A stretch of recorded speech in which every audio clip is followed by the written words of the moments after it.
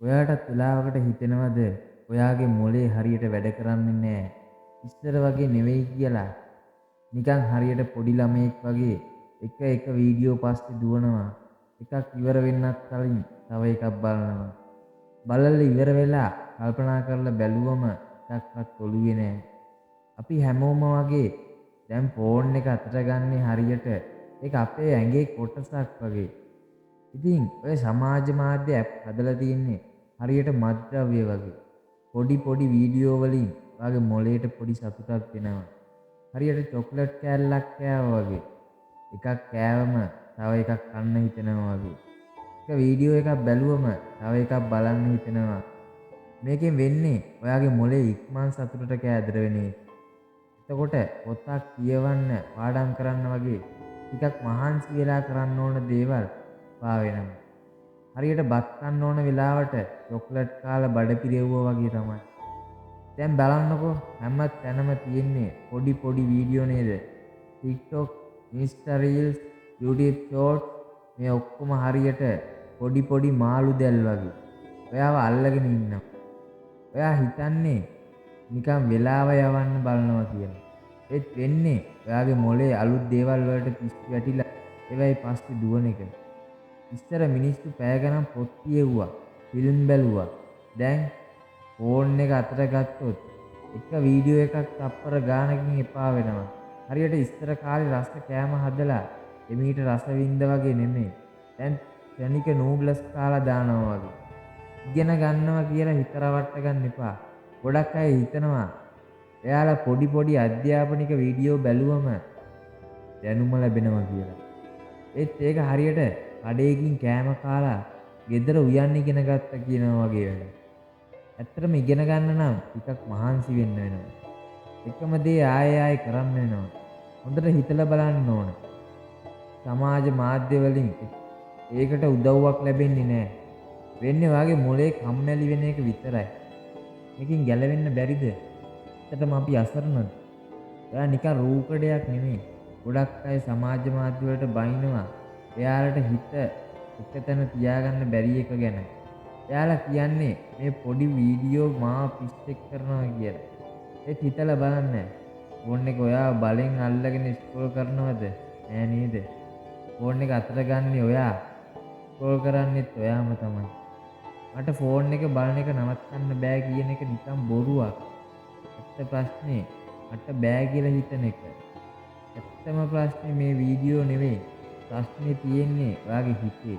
ඔයා හිතනවා නම් ඔයාට මේකෙන් ගැලවෙන්න බෑ කියලා. එතකොට ඔයා හැමදාම අසරණ වෙලා ඉන්නවා. හිතන්නකෝ ඔයා දවසකට කී පාරක් තීරණ ගන්නවද? උදේ නැගිටින්න ඕන වෙලාව, අන්න ඕන මොනවද? උඩින්න ඕන මොනවද?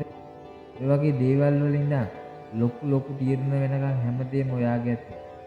ඉතින් මට ෆෝන් එක බලන එක නවත්තන්න බෑ කියන එකත් ඔයා ගන්න තීරණයක්. ඒ තීරණය වෙනස් කරන්න බැරි ඇයි? නිදහසේ පාර හොයාගන්න. උදේ පාන්දර ෆෝන් පූජාව නවත්තන්න. උදේ නැගිට්ට ගමන් ෆෝන් එක බලන එක හරියට උදේම කුණු කෑම කාලා දවස පටන් ගන්නවා වගේ.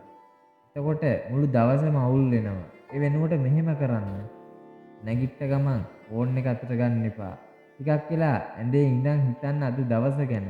මොනවද කරන්න ඕන? කොහොමද ඒක කරන්න කියලා. ඊට පස්සේ නැගිටලා මූණ හොදලා වතුර ටිකක් බීලා පුළුවන් නම් පොඩි ව්‍යායාමයක් කරන්න. ඊට පස්සේ හොඳ උදේ කෑමක් කාලා ඒකක් එහෙම බීලා ෆෝන් එක පැත්තකට දාලා ඔයාගේ වැඩ පටන් ගන්න.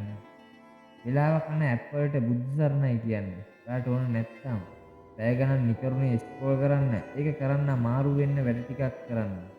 හරියට කෑම අඩු කරගන්න ඕන කෙනෙක් ඉදර රස කැවි තියාගන්න නැතුව ඉන්නවා වගේ. TikTok, Instagram වගේ ඇප් ඔයාගේ වෙලාව කනවා නම් අයින් කරලා දාන්න. බය වෙන්න එපා. ඔයාට මුකුත් වෙන්නේ නැහැ. වැදගත් නැති නොටිෆිකේෂන් ඕෆ් කරන්න. හරියට ගෙදර දොරවල් වහලා හොරු වෙන එක නවත්තනවා වගේ. සමාජ මාධ්‍ය බලන්න දවසට වෙලාවක් වෙන් කරන්න. එතකොට ඔයාට අනිත් වැඩ ටික කරන්න වෙලාව තියෙනවා. දැනන දේවල් කරන්න අනිවාර්යෙන්ම. සමාජ මාධ්‍ය කියන්නේ හරියට ටීවී එකක් බලනවා වගේ වැඩක්. ඔයා නිකන් බලාගෙන ඉන්නව විතරයි. ඒ වෙනුවට ඔයාව ඇත්තටම ජීවත් වෙනවා කියලා දැනෙන දේවල් කරන්න. ක්‍රීඩා කරන්න, ජිම් යන්න, ඉඟ මහන්සි වෙනකොට හිතත් අලුත් වෙනවා. ඇවිදින්න යන්න, බයිසිකල් අරගෙන පදින්න යන්න, කුරුල්ලන්ගේ සද්දේ, ගස්වල සද්දේ අහගෙන ඇවිදින එක හරිම ලස්සන අත්දැකීමක්. යාළුවෝ එක්ක කතා කරන්න, සෙල්ලම් කරන්න, ෆෝන් එක පැත්තකට දාලා එකටම මිනිස්සු එක්ක ඉන්න එක කොච්චර වටිනවද? ඔයාගේ මොලේ ආපහු ඔයාගේ කරගන්න. අවසාන වශයෙන් කියන්න තියෙන්නේ ඔයාගේ මොලේ කොහෙවත් ගිහින්නේ නැහැ. ඒක නිකන් ඒක දේවල් වලින් වැහිලා තියෙන්නේ. ඔයා ඒ දේවල් අයින් කරලා හොඳ දේවල් වලින් මොලේ පුරවන්න ඕන. හරියට ගෙදරක කුණු අයින් කරලා ලස්සන මල් පැල හිටවනවා වගේ. ඔයා තාක්ෂණයේ සෙල්ලම් බඩුවක් නෙමෙයි. ඔයාට පුළුවන් ඔයාගේ ජීවිතේ වෙනස් කරන්න. තීරණේ ඔයාගේ අතේ.